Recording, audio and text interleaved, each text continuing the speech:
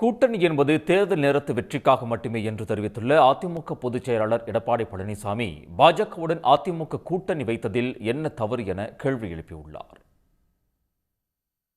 மக்களை காப்போம், தமிழகத்தை மீட்போம் என்ற பிரச்சார பயணத்தின் ஒரு பகுதியாக மொடக்குறிச்சி தொகுதியை தொடர்ந்து ஈரோடு கிழக்கு தொகுதிக்குட்பட்ட வில்லரசம்பட்டியில் எடப்பாடி பழனிசாமி உரையாற்றினார்.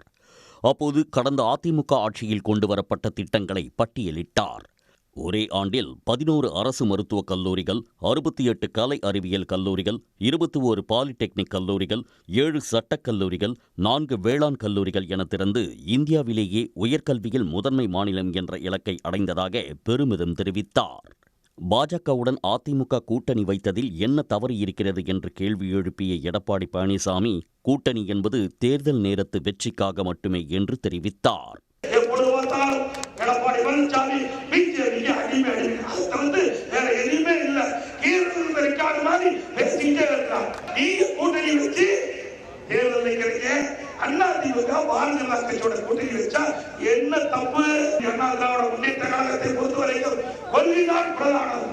கூட்டணி என்பது தேர்தல் நேரத்தில் வருகின்ற போது எதிரிகளை வீழ்த்த வேண்டும், வாக்கு சிதாமல் சேர்ந்து நிறுத்தப்படுகிற வேட்பாளர் வெற்றி பெற வேண்டும்.